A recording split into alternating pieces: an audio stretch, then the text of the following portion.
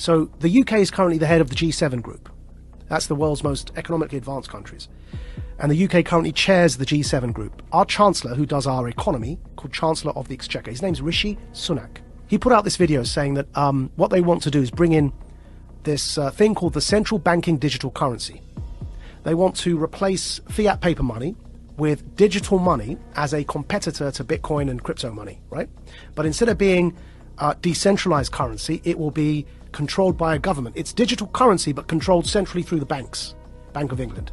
So instead of having a bank account with whatever, HSBC or Bank of America, you'll have a bank account directly with, in the American context, with the Fed. In the UK, directly with the Bank of England. You have a personal bank account, and you're given digital money in that bank account. These are called central banking digital currencies. The Chancellor of the Exchequer in the UK has already announced their intention to do this as the G7 group. And these, if you look up... this sounds terrifying. If you look up the Telegraph newspaper... Central bank digital currency, is that the one down below? Digital currency should be programmable. See that one there? Yeah? Now, what they're doing is they're saying... You know, everyone knows that with inflation at over 5%, it's now 5.4%, right? Our fiat money, the paper money, is increasingly becoming worthless, and we're headed towards a big disaster. The Fed wants to raise interest rates. But we're in so much debt that if you raise interest rates, people are going to suffer because everyone, we're living on debt as Western economies. So they realize that this kind of the lifespan of paper money is fast coming to an end because of the 2008 economic crash in particular. So they're bringing in these central banking digital currencies. Why is that word programmable in there? So what they said in that article, and the Chancellor put a video out saying this as well, they've said that this money that you will earn from work, instead of having paper money, you have this digital money.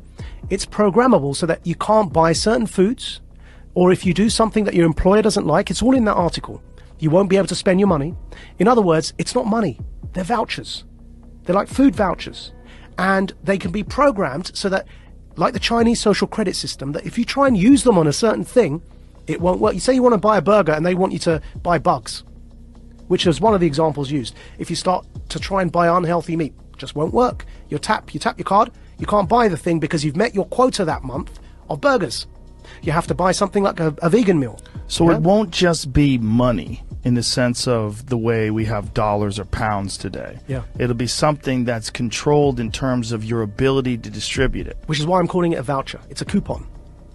But even a coupon, if you have a coupon to buy bread, you can still buy the bread. Yeah. Like, But you can't buy... See, that coupon to buy bread, what you can't do is buy a burger with that coupon. It's for bread. Right. Yeah? Right. Do you feel like you're sounding the alarm Yes. for people that don't understand what is going on?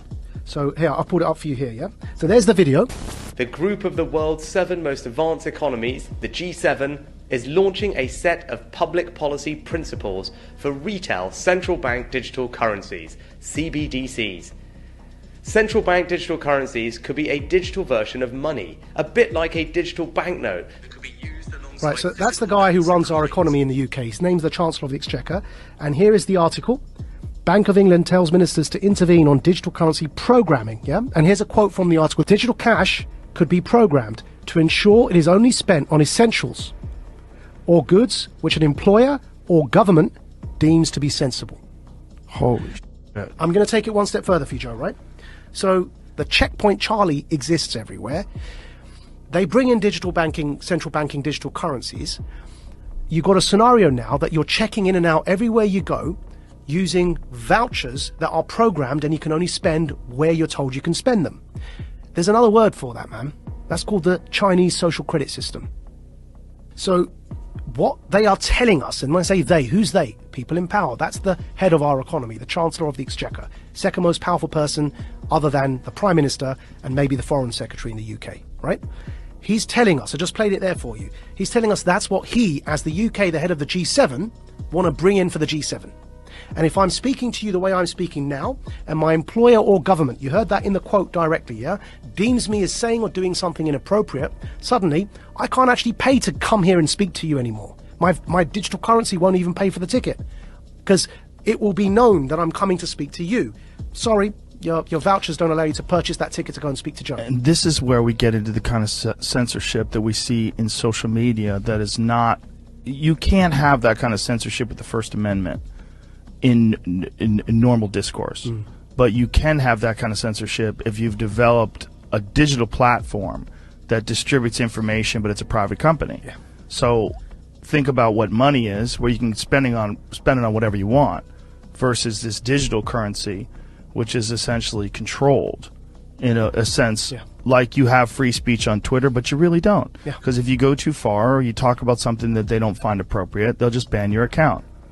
That could be what we're looking at in terms of what we think of as free speech being social media platforms, could be what we think of as your free range ability to buy whatever you want with whatever money that you've earned. So what's going on here, right? What's going on here is, with this central banking digital currency, if you get to that situation where you end up with the Chinese social credit system in the West, why would anyone want to do that, right? I believe we're in a moment of the Gutenberg press. Go back to when the printing press was invented. Technology disrupts power structures. It always has. Printing and its invention was a new technology. What happened when they invented the printing press? The power structures, who up until that point were reading the Bible for you and were telling you that you've got to pay this priest X amount of favors and he'll forgive you your sins. And that became a bribery system, right? Which is what Martin Luther was so upset about when he pinned his thesis to the wall. The printing press disrupted that power dynamic because people could read the Bible for themselves. And they began realizing that the power structures were manipulating what was written to control people. Now, nobody in hindsight is going to argue that printing and its invention is a bad thing for humanity. But at the time, it led to war. It led to the 30 Years' War in Europe. Because it disrupted power so much that people began rising up, and it led to this 30-year period of war, which eventually led to the Reformation, and the rest is history, right?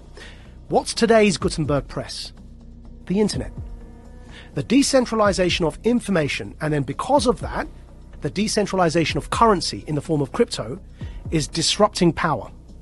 Because the way that after the revolution of the Reformation and the printing press, control was still possible, though obviously not to that level, which is why we no longer have those absolute monarchies.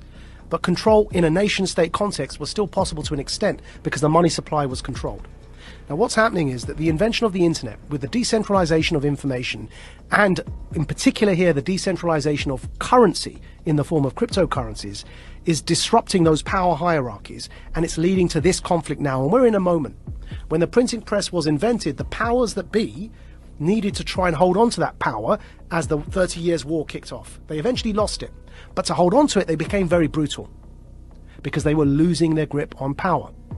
Today, to have the infrastructure in place that you can have a checkpoint Charlie society, so that when the central banking digital currencies are in place, that infrastructure is already there because people were so scared they voluntarily allowed you to put that in place, so that you can maintain your grip on power. Because what's coming around the corner is the decentralization of everything, of media, therefore of narrative, and of course remember, whoever defines the truth gets to define reality.